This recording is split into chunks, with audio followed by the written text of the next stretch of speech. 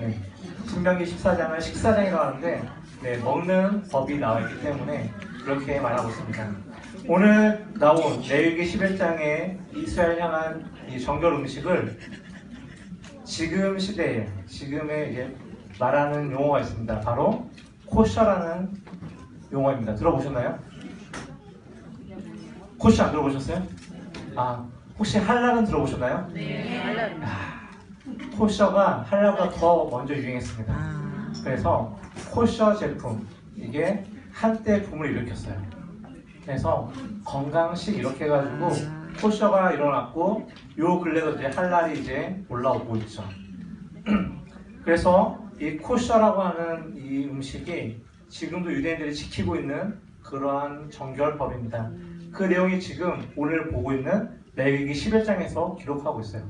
그래서 레위기 11장을 딱 봤을 때 딱 이렇게 우리에게 다가오는 게 하나가 있습니다. 과연 이 동물들과 먹을 게 나랑 무슨 상관이냐 라고 생각을 하겠는데, 제가 아까 저 뒤에 있다가 그 답을 딱 얘기하는 걸 들었어요. 바로 신명기 14장 2절 말씀 보게 되면은 너는 내 하나님 여호와의 성민이라. 누구라고요? 성민이라. 네, 성민이라. 네, 선민이 아니라 성민이라라고 말씀하고 있습니다. 너는 내 하나님 여호와의 성민이다. 즉 하나님으로부터 택함 받은 민족이다라고 말하는 것입니다. 그래서 쭉 나오는 거예요. 그래서 딱 한마디로 보게 되면은 세상과 구별하라는 것입니다. 너희가 이 음식을 통해서 세상과 구별하라. 어디하고 구별하라고요? 세상과 구별해라. 세상과 구별하다는 것은 결국에는 거룩을 뜻합니다. 세상의 죄악에서 떠나서 거룩으로 들어가는 백성, 그것을 하나님이 원하고 계세요. 그래서 이스라엘 백성들에게 이제 먹을 수 있는 이제 고기에 대해서 얘기하는 거죠. 혹시 무엇을 제일 좋아하시나요? 돼지고기, 소고기, 닭고기, 오리고기? 다 좋아해요. 네, 없어도 못 먹죠. 없어서 못 먹는. 네, 고기는 다 좋아하는. 네. 그런데 오늘 말씀을 보니까 먹을 수 있는 고기와 먹지 못하는 고기가 있습니다. 혹시 그 기준이 뭔지 아시나요? 혹시 고민해 보셨나요? 왜 하나님께서는 왜 그걸 부정하지 말라고 했을까요? 아니, 부정하다고 했을까요?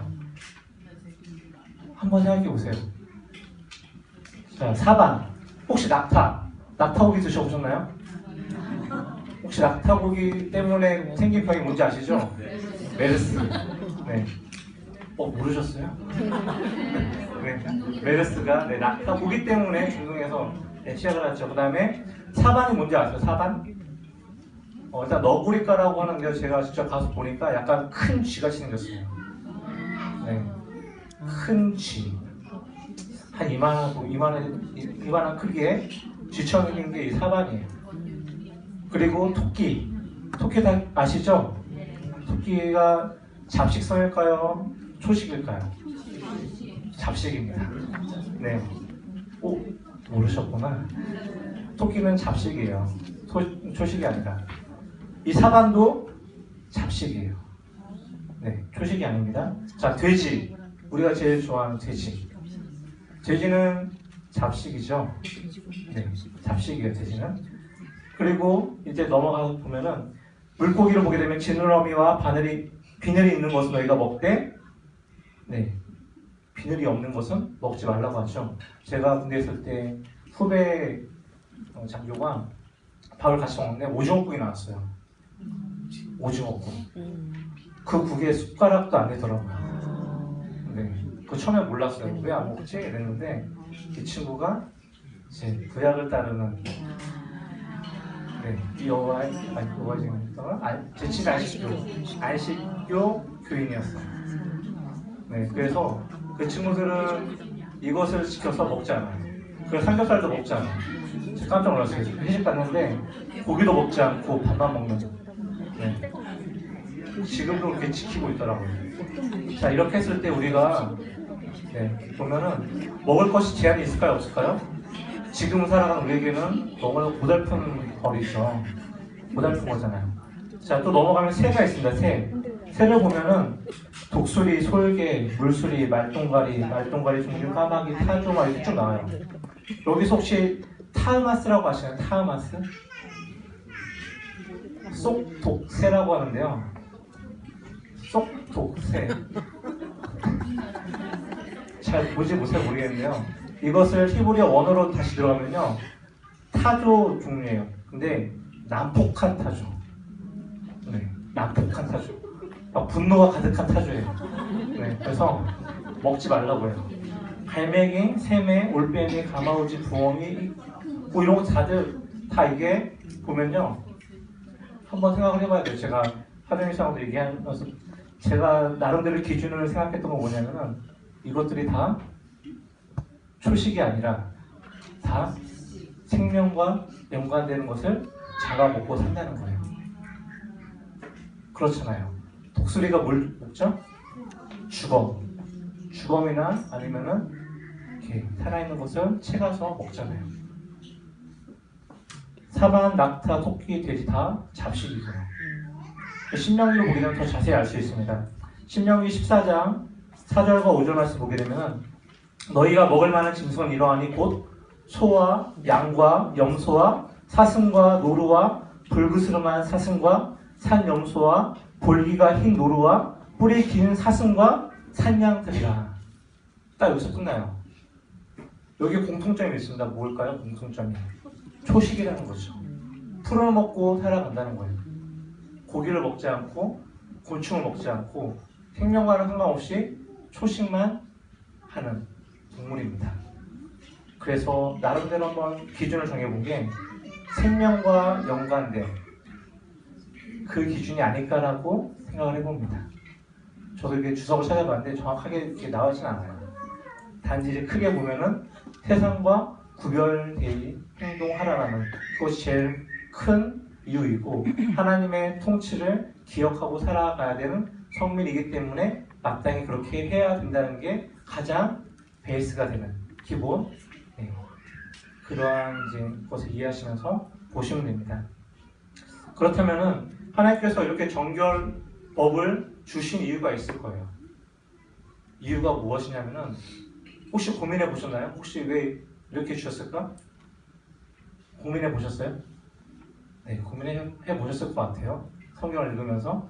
네.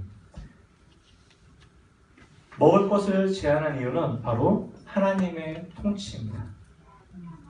자, 창세기를 보게 되면요. 에덴 동산 가운데에 떡 하나 있는 게 있습니다. 동산 가운데 있는 거.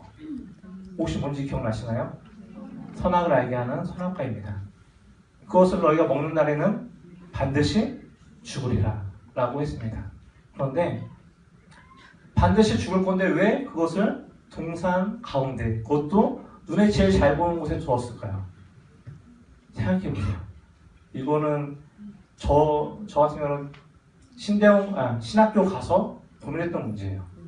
대학교 1학년 때 왜 우리에게 죄가 들어왔고 그 죄 처음 시작이 선악과인데 하나님께서는 죄를 싫어함에도 불구하고 왜 그 죄를 지을 수 있는 장치를 마련했을까라는 그러한 고민에서 시작하는데요. 이유는 답은 하나입니다. 하나님의 통치를 인정하라는 것입니다. 너희는 피조물이고 하나님은 창조주 된다는 그 경계선이에요. 그 선에서 하나님의 통치를 인정하라는 것이 선악과였고 우리 이스라엘 백성들에게 주는 이 정결 의식들, 법들이 다 하나님의 통치를 인정하라는 것입니다. 그래서 이렇게 주신 이유는 먼저는 내가 누구인지, 내가 어떠한 존재인지 바로 알게 하기 위함입니다. 그리고 내가 누구의 통제를 받고 살아가는 자인지, 누구와 함께 생활해 가야 되는 자인지를 알게 하기 위해서 이렇게 정결의식을 행하게 하는 것입니다. 그러면 우리가 살아가면서 제일 필요한 게 뭐죠? 먹고, 자고, 입고. 네. 먹고, 자고, 입고, 네. 그렇죠. 가장 힘든 게 먹지 못할 때가 제일 힘든 것 같아요. 그렇지 않나요? 제가 여행을 좋아하는데요. 배낭여행 하다가 저한테 제일 중요한 것은 잠자리였어요. 그 다음이 먹을 거였고. 그런데 같이 이제 여행하다 만난 이제 친구를 보니까 그 친구는 먹을 게 우선이었어요. 먹는 게 해결되지 않으면 잠을 어디서 상관없는 막 짜증을 내는. 그것도 겨울에 동유럽에서 잠자리가 없이 노숙을 한다는 거는 불가능한데 그 친구는 이제 먹는 게 우선이었기 때문에 먹을 것을 찾아야 됐고 저는 자는 게 우선이었기 때문에 잠자리를 찾아다녔습니다. 네. 사람마다 다르지만은 먹을 거를 못 먹으면은 짜증이 나죠. 특히 다이어트 하는 사람 옆에 가면은 막 같이 승질나요. 예민해지니까 사람이. 네, 고기를 먹고 싶은데 못 먹어서 예민해지고 이 살에 대한 스트레스 때문에 또 예민해지고 네, 그만큼 먹을 것에 굉장히 민감한 것이 바로 우리들입니다. 그래서 우리는 하루에 몇 끼 먹죠? 여러 끼를. 위대한 맛있는 녀석들 보니까 20세끼 형이 있더라고요. 20끼? 20끼? 네, 20끼. 20끼. 하루 20끼 먹는, 네. 30세끼 또는 하루 5끼. 뭐 이렇게 할 수 있을 것입니다. 자, 그만큼 먹을 것이 우리가 뗄래야 뗄 수 없는 관계에 있습니다. 그렇다면은 하나님께서 이렇게 먹을 것을 제한한 이유는 너희가 먹을 때마다 누구를 생각하라? 하나님을 생각하는 것입니다. 우리가 살아가다 보면 하나님을 생각할 때가 많을까요? 적을까요? 감사합니다. 네, 많아야 돼요. 매 순간순간마다 하나님 생각나야 돼요. 그러려면은 어려움이 있어야 돼요. 어려움이 없으면은 하나님 생각나지 않거든요. 편안하면은 하나님보다는 그 편안한 곳이 좋아서 하나님은 뒷전에 이루어지게 되어 있습니다.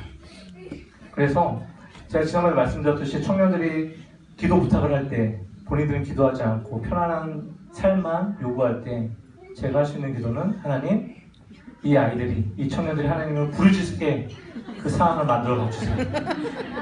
정말 끝에까지 가서 하나님을 부르짖고 하나님께 매달리게 해주세요.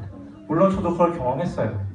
네, 정말 벼랑 끝에서 하나님께 부르짖을 수밖에 없는 그런 상황들을 저뿐만이 아니라 우리 항공사고문 지체들도 했을 거라 믿습니다. 아닌가 봐요. 제가 기도하겠습니다. 네, 했을 거라 믿습니다. 네, 모든 순간순간마다 지금도 그러시죠? 네, 감사합니다. 그게 하나님 의지할 수밖에 없는 우리의 나약한 인간임을 잘 알고 계시는 거예요. 나의 정체성이 어떠한 존재인지. 바로 하나님만 의지할 수밖에 없는 나의 정체성을 분명히 깨달은 자들은 하나님을 의지할 수밖에 없습니다. 날마다 하나님을 바라볼 수밖에 없고 날마다 하나님께 가까이 갈 수밖에 없는 것입니다. 이것이 바로 이 정결 음식에 대한 그러한 장치라고 보시면 됩니다. 그래서 오늘 말씀 보게 되면은 11장 45절 한번 말씀 읽어보시겠어요? 11장 45절. 레위기 11장 45절.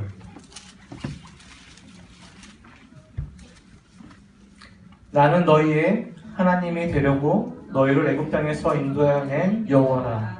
내가 거룩하니 너희도 거룩할지니라. 아멘. 레위기 11장의 키포인트가 바로 이거예요. 내가 거룩하니 너희도 거룩하라. 하나님께서 아브라함에 나타나서 하신 말씀이 있어요. 내가 완전하니 너도 완전하라. 똑같은 의미입니다. 내가 거룩하니 너희도 거룩하라. 이것을 이스라엘 사람만 받은 게 아니에요. 지금을 살아가는 우리 또한 하나님 앞에서 거룩하게 구별되게 완전하게 살아가야 할 그런 책임이 있는 거죠. 우리의 삶을 돌아보세요. 내가 지금 무엇을 하고 있는지, 내가 지금 어디를 향해서 달려가고 있는지, 내가 누구와 동행하고 있는지, 내 삶 속에서 정말 하나님을 의지하고 있는지 한번 생각해 보시기 바랍니다.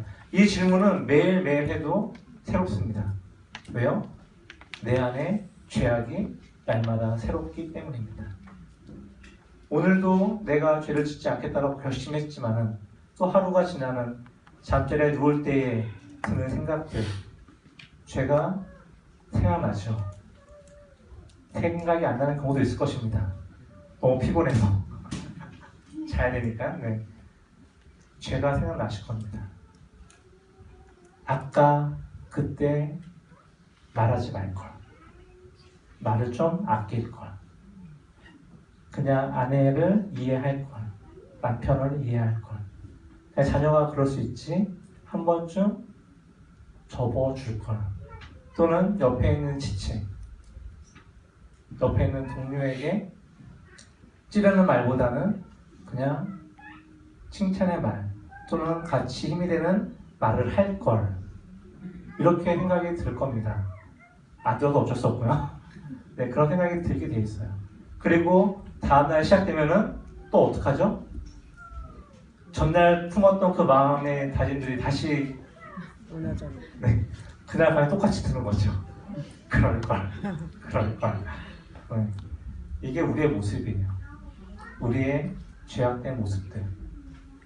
그것을 해결해 주시는 분은 하나님밖에 없고 오직 하나님 앞에 나아갈 때만이 가능하다는 것입니다. 그래서 하나님이 거룩하기 때문에 우리도 거룩하려고 날마다 노력하는 것입니다. 그 노력이 나의 힘이 아니라 나와 동행하시는 하나님 때문에 가능하다는 것을 저뿐만이 아니라 우리 모든 성공사원치들이 분명히 알고 있는 것들입니다. 그것들을 이제는 실천하시길 바랍니다. 실천하셔야 돼요. 그래서 우리가 이렇게 알고 있음에도 불구하고 살아가다 보면은 이러한 좌절감을 맛보게 됩니다. 내가 성령 충만할 때는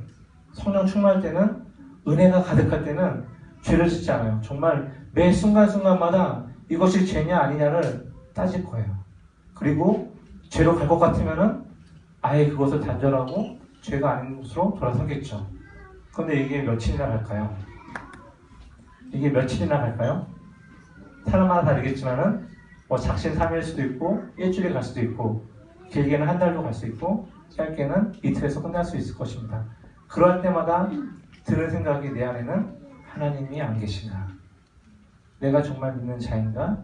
라는 고민을 하게 되는 것입니다. 이러한 고민 속에서 우리가 다시 한번 마음속에 분명히 다짐해야 되는 게 있어요. 우리 가운데 성령이 있냐 없냐? 성령이 있을까요 없을까요? 내가 죄를 지으면 성령은 떠날까요? 아닙니다. 성령은 우리 가운데 있어요. 언제부터요? 우리가 주를 그리스도로 고백한 그 순간부터 성령님 우리 가운데 계십니다. 그리고 이 성령님이 충만하게 느껴지지 않냐는 우리의 이제 영적 상태에 따라 달라지는 거예요. 우리의 영이 깨어있지 못하고 무뎌지면은 이 성령님도 같이 그냥 이렇게 조용히 계시게 돼요. 하지만 우리가 영적으로 깨어있고 하나님과 관계를 맺으면 어떻게 될까요? 내 안에 성령님도 충만하게 뛰놀게 됩니다. 이런 이제 뛰놀게 된다는 표현은 총신대 교수님이신 문별 교수님의 표현이에요. 성령이 우리 가운데 뛰논다. 이해가 되시나요? 성령이 뛰논다는 게 이해가 되시나요? 성령이 뛰놀기 시작하면요, 우리는 죄악으로부터 자유하게 됩니다.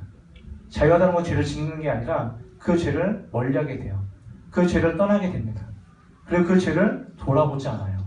그런데 우리가 하나님 관계에서 자꾸 깨어지고 자꾸 멀어지기 시작하면은 다시 성령님은 잠잠하게 되는 겁니다. 이 사실을 기억하신다면은 우리 안에 있는 성령님을 깨우셔야 돼요. 뭐를 통해서요? 기도와 말씀과 하나님과 호흡함으로 인해서 또 영적 관리를 통해서 계속 하나님 앞에 나아갈 때에 우리 안에 있는 성령님이 더욱 충만해지고 그 충만함으로 이 땅을 살아갈 수 있다는 것입니다. 이 사실을 기억하시면서 우리 삶 속에서 날마다 하나님을 따라가시길 간절히 소망합니다. 네. 요한 1서를 건드려야 되는데 요한 1서 3장 6절과 9절과 8절 말씀을 어느 조에서 이제 질문이 들어왔는데요. 한번 찾아볼게요. 요한 1서 3장 6절과 9절 한번 보겠습니다.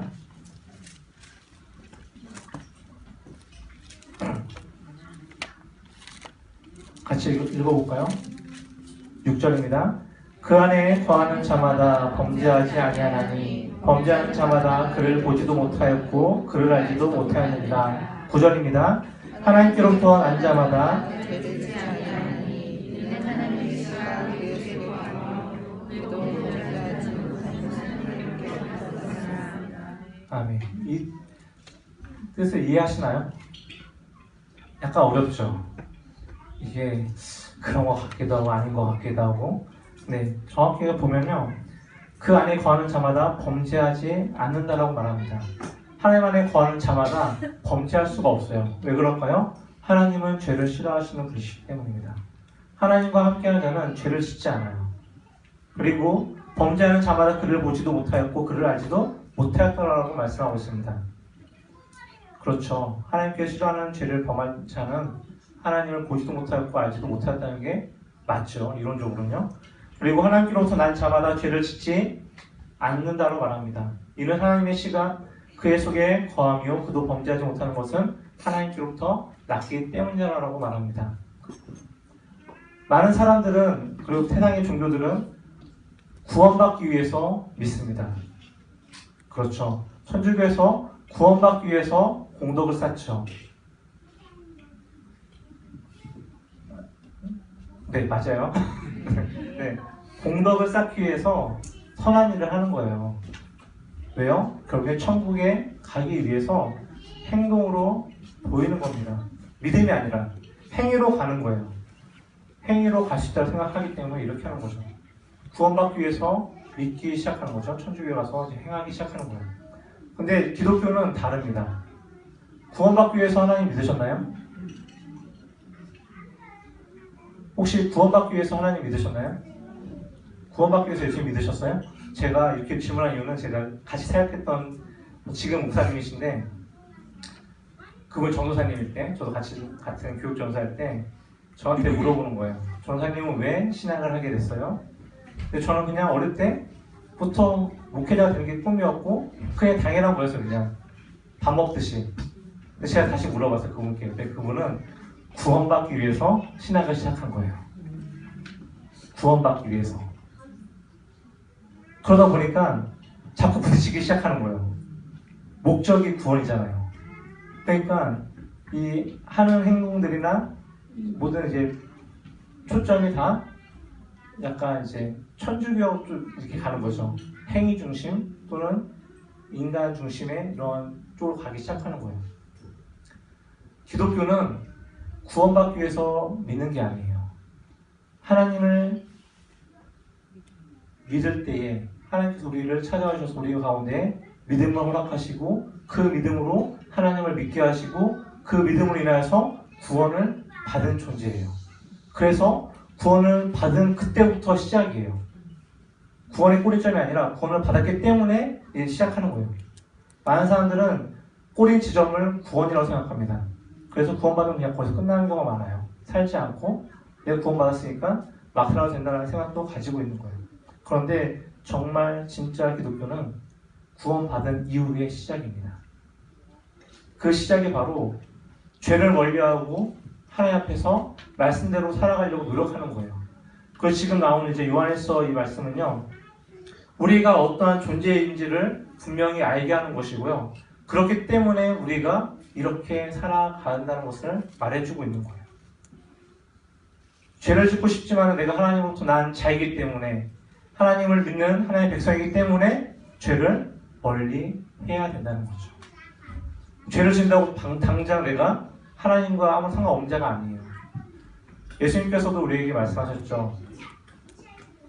베드로의 발을 씻기면서 베드로가 거부를 하니까 목욕한 자에게는 발만 씻으면 된다라고 말씀하셨어요. 기억나시나요? 네. 원죄에 대한 것은 예수님께서 다 속죄해 주셨습니다. 우리가 가지고 태어난 죄에 대해서 하나님께서 용서해 주셨어요. 하지만 우리는 살아가면서 무엇을 짓죠? 자범죄라는 것이 있습니다. 내 스스로 짓는 죄악들, 알고 짓든지 모르고 짓든지 그 짓는 죄들이 우리 가운데 있는 거예요. 그 죄를 날마다 용서를 구해야 되죠. 회개함으로 용서를 구함으로 죄를 짓고 있지만은 조금씩 하나님과 가까이 가는 거예요. 그게 바로 성화의 단계예요. 구원의 서정에서 성화의 단계가 바로 이 부분입니다. 죄를 짓고 있지만은 이 땅을 버티며 살고 있지만은 우리가 하나님과 동행함으로 그 죄악에서 조금씩 벌어져서 결국에 하나님 나라 가는 그 날에 영화의 단계가 되는 것입니다. 거룩한 육신은 안 되겠다. 거룩한 몸으로 덧입혀지는 그 날이 바로 영화의 날입니다. 그날까지 우리는 연습하는 거예요. 성화의 과정, 훈련받는 거예요. 그래서 하나님 안에 거함을 인하여서 살아가기를 원하셔야 되고요. 그곳에서 죄를 짓고 있지만 또 용서를 구해야 되는 거고 회개하셔야 되고 또 한 번 저지른 죄에 대해서 이게 습관화가 되지 않도록 날마다 부단히 노력하셔야 됩니다. 그러다 보면요, 제 경험에 의하면은 어렸을 때 지었던 죄악들을요, 시간이 지나니까 그 죄가 죄라고 인식될 때는 짓지 않게 됩니다. 이해가 되시나요? 자, 단적인 예로 술이 죄라고 한다면은 어떻게 하시겠어요? 술을 끊으시겠어요? 계속 마시겠어요? 어쩔 수 없는 상황도 있죠. 사업을 하다 보면은 거래처 사람들과 대면하다 보면은 어쩔 수 없이 마실 때가 있습니다. 맞나요? 아니에요? 네. 제가 보니까요, 기독교인들의 장점이 뭐냐면은 술을 먹지 않고도 잘 놀아요. 술 먹지 않고도 마치 술 먹은 사람과 정말 같이 어울릴 수 있어요. 이해가 되세요? 제가 그랬거든요. 군대에서도 술을 먹지 않음에도 불구하고 정말 술 취한 사람처럼. 근데 남자들은요, 나만 취한 모습을 보이고 싶지 않아요. 이해가 되세요? 네, 같이 취하는 것을 좋아합니다. 그래서 우리가 술을 먹게 되는 그 상황 속에서 한번 고민해 보셔야 돼요. 무엇을 어떻게 할 건지, 마실 건지 안 마실 건지도 생각해 보셔야 되고요. 마셨다면 어떻게 할 건지도 고민하셔야 됩니다. 그런데 이것들이 시간이 지나면요, 이런 고민이 계속해서 반복되면은 내 안에서 죄라고 인식되고 이건 죄야 끊어야 돼 하면요, 시간이 지나면은 그것들이 결국에는 어떻게 될까요? 끊어져 있어요. 성경도 말씀하시죠. 술 취하지 말라, 이는 방탕한 것이니. 술 취하지 말라라고 말합니다. 거래처와 일이 있어서 술을 마시게 돼 있어요. 취할 때까지 마시나요? 요즘은 잘 모르겠는데요. 취할 때까지 마셨던 것 같아요. 제가 아는 집사님들 보면요, 특히 약 계열에 계신 분들, 약 계열에 계신 분들, 의료 계열에 계신 분들, 이분들 보면요, 정말 취할 때까지 마셔요. 정말 이렇게 걱정이 될 정도로, 이야기하면은 굉장히 이제 걱정될 정도로 마셔요. 결국에 우리가 하나님의 사람이라면 삶으로 보여줄 수밖에 없기 때문이에요. 삶으로 보여주고 하나님과 동행한다는 것을 계속해서 우리는 이 땅 가운데 알려야 되기 때문입니다. 거기서 막 등지라고는 제가 못하겠어요. 왜냐면은 정말 척박한 땅을 살아가는 우리 남성분들의 정말 고단한 삶들이 보이기 때문에 하지 말라는 말 못하겠지만은 그래도 하나님과 동행하면서 하실 때, 또 기도할 때 하나님께서 자연스럽게 그 모든 것들을 끊어 주실 거라 믿습니다. 그러한 믿음을 가지고 하나님 앞에서 살아가시길 간절히 소망합니다.